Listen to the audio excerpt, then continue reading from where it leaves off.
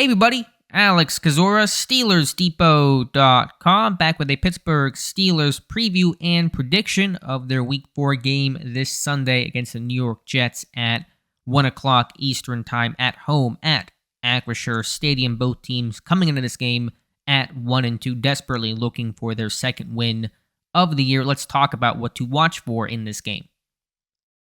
The Jets have had a really weird start to their year. This will be the fourth straight AFC North game they've played this year. So they're beginning the first quarter of the season against the entire AFC North, of course, finishing things out with Pittsburgh. They had that historic comeback against the Browns in week number 2 and have losses to the Ravens and to the Bengals. Offensively, they'll be starting quarterback Zach Wilson for the first time this year. He suffered a knee injury in the preseason and missed the first 3 weeks of the year. So there's a bit of an unknown for both sides, but probably more Pittsburgh than it is going to be for the Jets in terms of what to expect in Zach Wilson. He struggled as a rookie, played better down the stretch last year, but still threw more interceptions, 11, than touchdowns, 9. Obviously, he's a much more mobile quarterback than what Joe Flacco is, and that'll be something to deal with. I'm sure the Jets want to really refocus and try to establish and get a consistent ground game. They have 2 pretty highly drafted running backs in Michael Carter, second-year kid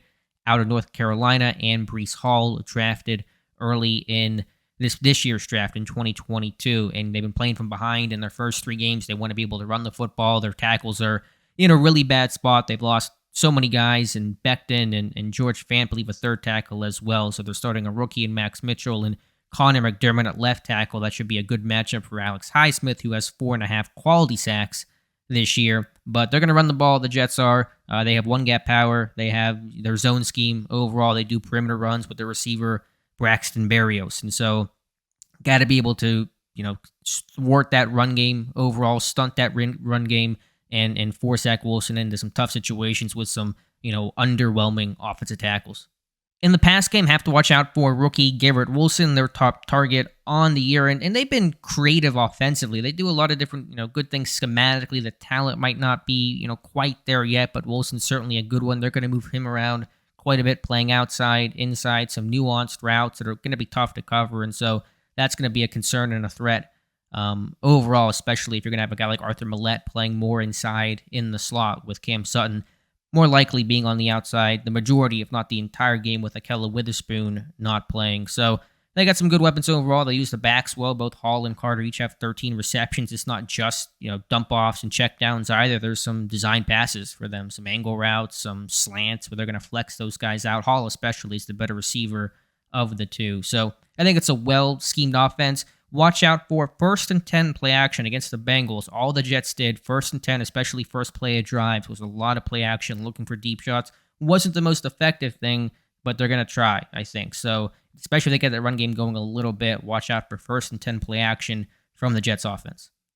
Defensively, it's an underrated defense in the sense of it's a pretty good and stout front. They got a really good interior defensive line, sort of the opposite of what the Browns were. The Browns were better on the edges and much worse in the interior. The Jets are worse on the edges and better in the middle. They got a couple of really good guys there in Quinnen Williams and Sheldon Rankins. I think Solomon Thomas, the former 49er, joining Robert Saleh in New York, is playing really well for them. So it's been tough to run on these guys in general, but especially up the middle, and they're only allowing 3.7 yards per carry after playing, again, the AFC North, the Ravens, the Browns, and the Bengals, teams that certainly have an identity and ability to run the football, and the Jets were playing from behind in all those games, and they didn't get run on that badly overall. So Pittsburgh, that's really the thing that worries me the most, is Pittsburgh needing to run the ball. They're generally a between-the-tackles kind of team. Can they find that success? The interior offensive line of Kevin Dotson, of Mason Cole, of James Daniels, they've played better as of late. They thought they played well overall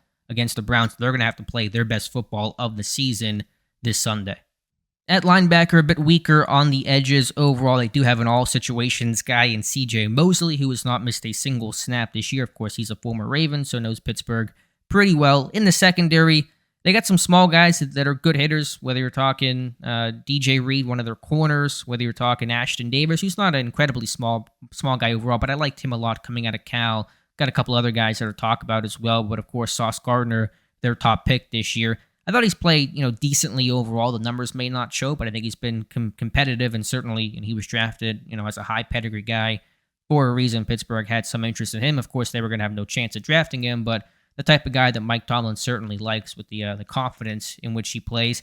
Schematically, they're a zone-based defense on early downs. When they go man defense, it's their pressure packages. They don't blitz and send different guys a lot, but whenever they do, it's always man coverage. So it's always man blitzes, cover one, or whether that's cover, straight cover one or man free. So you got cover one with a robber lurker underneath, and so you're going to get 5-6 man pressures off of that.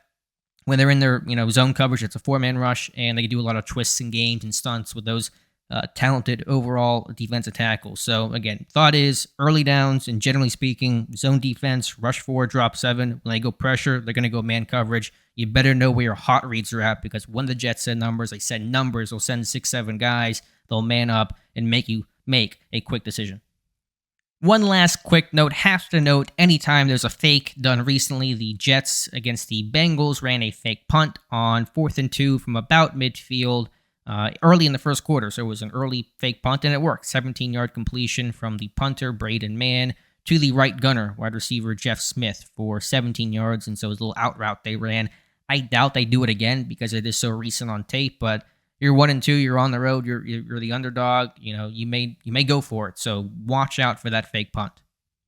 All right, everyone's favorite, not mine, prediction time. I'm going to go with the Steelers 24-17 over the Jets, and I'm the Washington Generals of picking this year. I'm 0-3, so this is probably a bad omen that I'm picking Pittsburgh. Dave Bryan, who has done a much better job picking than I have, he's also taking the Steelers, so you should get some source of comfort in knowing that he's taking them, even if I'm the kiss of death when it comes to picking these games. But I really worry about, can Pittsburgh establish a ground game up the middle? There's been progress there, but this Jets interior defensive line, no one talks about how good this unit has played. They played well, and if the Steelers can't get a run game going, that's my concern. But the offense making some small strides defensively. Maybe they're getting on with life without TJ Watt a bit better, and Zach Wilson, first game, turnover prone. He is more mobile, but that could lead himself into running into more pressure and things like that with their tackles being down at home for Pittsburgh. I'm going to give the Steelers the edge here. Of course, they really have to win this game. It is week 4. You're always tentative to call things must win, but if you drop to 1-3, then you're at Buffalo, hosting Tampa Bay, at Miami, at Philadelphia before the bye, and you drop this game. That path to get back into things looks incredibly narrow. I'm not someone that likes to try to predict things too far out because the landscape changes so much, but it is a daunting schedule on the other side of this game, so you better get a win against the Jets. So those are my thoughts, and that is my prediction. What is your score prediction for this game? Will Pittsburgh get back to 2-2, or will the losing streak continue in a loss to the Jets? Let me know your thoughts in the comments below. Please like this video and subscribe to the channel. I would appreciate that. Help this channel grow a little bit more. And of course, we'll be back after the game to recap it and do some film study throughout the week. So again, if you guys could like the video and subscribe, would appreciate that. Again, thank you for watching, and we'll talk to you soon.